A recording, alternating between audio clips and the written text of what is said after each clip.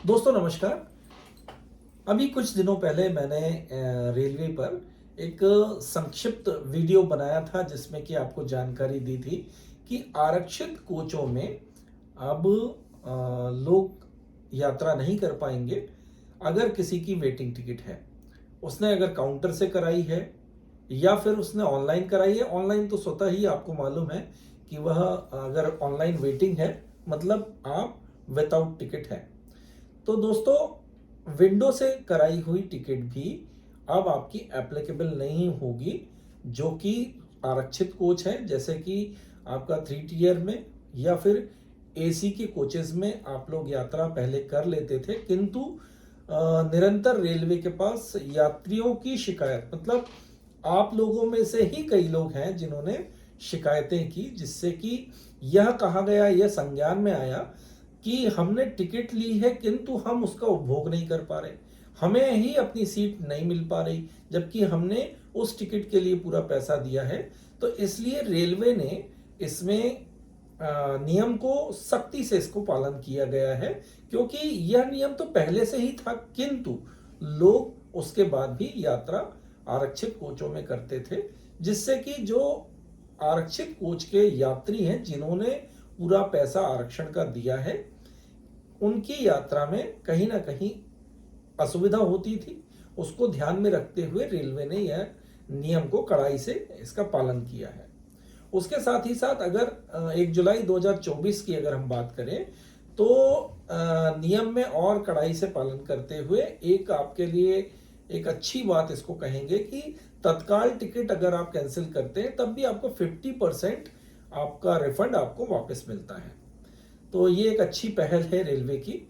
उसके साथ ही साथ अभी एक नया नियम रेलवे ने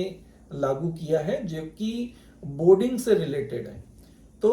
बोर्डिंग स्टेशन क्या कहलाता है ये भी मैं आप लोगों को बता देता हूं, कई लोगों को अगर जानकारी नहीं हो। तो बोर्डिंग स्टेशन वह स्टेशन जहां से हमको यात्रा शुरू करनी है, जहां से हम जर्नी अपनी शुरू करते हैं, तो वह हमारा बोर्डिंग स्टेशन कहलाता है। तो मान लीजिए बोर्डिंग स्टेशन पर आप अगर 10 मिनट तक अपनी सीट पर नहीं पहुंचे, मतलब बोर्डिंग स्टेशन में आपने ज्वाइन तो कर लिया ट्रेन को, बट आप किसी अन्य कोच में हैं, आप अपने कोच में अपनी सीट पर नहीं पहुंचे, तो टिकट अगर चेक करने के लिए टिकट चेकर आ गए, टीटीई आ गए और उन्होंने चेक किया कि आप निर्धारित डब्बे में फला फला नंबर पर आपकी जो सीट रिजर्व है उस पर अगर आप नहीं पहुंचते हैं, आपकी बोर्डिंग स्टेशन से 10 मिनट की समय तक अगर आप नहीं पहुंचते हैं तो वह टिकट हो जाएगी आपकी कैंसिल। यह भी नियम अभी रेलवे ने लागू किया है और यह नया नियम है, सबको जानना बहुत आवश्यक है। इसके साथ ही साथ रेलवे की अगर हम बात करें तो अभी जो बच्चों के लिए रूल रेगुलेशन लागू है, तो जिसमें 1 से लेके 4 वर्ष तक के बच्चे जो है उनको टिकट से मुक्त रखा गया है। उनको किसी भी तरह का कोई टिकट उस आयु वर्ग के बच्चों को नहीं लगेगा। उसके बाद जब 5 साल से 12 साल तक के जो बच्चे हैं उनको अगर वह रिजर्वेशन डब्बे में सफर उनके माँ बाप के साथ वो कर रहे हैं तो उनका जो टिकट है वह हाफ टिकट लगेगा। और यदि उनके लिए रिजर्वेशन टिकट कराई गई है, एक फुल सीट उनको उनके नाम से अलॉटेड है, तो उसके लिए पूरा पूरा पैसे का देना पड़ेगा उनके लिए। जो भी 5 साल से लेके 12 साल तक के बच्चे हैं, अगर उनका रिजर्वेशन टिकट आपने कराया है, एक टिकट आपने ली है उनके रिजर्वेशन के लिए, उनकी सीट कंफर्म आपने कराई है, तो आपको पूरा पूरा पैसा देना होगा उस सीट के लिए। अब आइए बात करते हैं कि अभी जो नया नियम है जिसमें कि आरक्षित डब्बों में सफर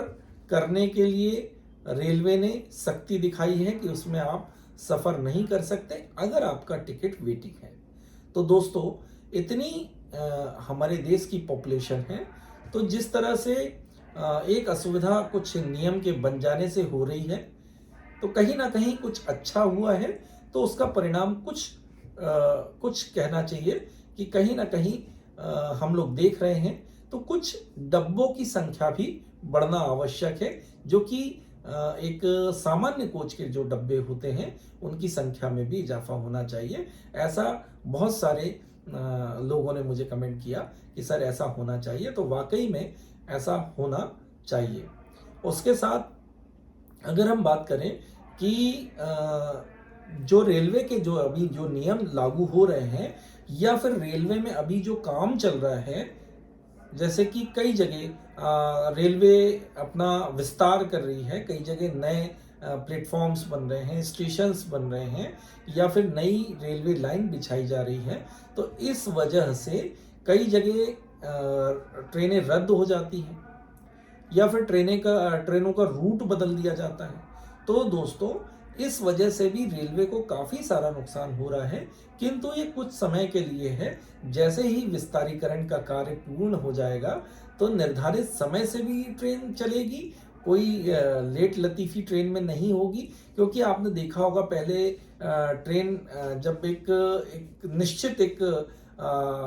दायरा होता था, या एक निश्चित किलोमीटर्स की बात अगर हम करें, और कुछ ट्रेन कम भी होती थी और लोगों की पॉपुलेशन भी कम थी, तो ट्रेन अपने यथावत समय से चलती थी, बहुत कम ट्रेन लेट हो पाती थी। किंतु आजकल इतना जो काम चल रहा है, रेलवे का विस्तार चल रहा है, नई नई ट्रेनें आपको मिल रही हैं, इस कारण से थोड़ी सी असुविधा आप लोगों को हो रही है। और ये आने वाले समय में मैं जहाँ तक समझता हूँ कि अभी सेंट्रल का जो गवर्नमेंट है, बहुत अच्छी तरीके से सेंट्रल ऑफ गवर्नमेंट इसको इम्प्लीमेंट कर रही है, और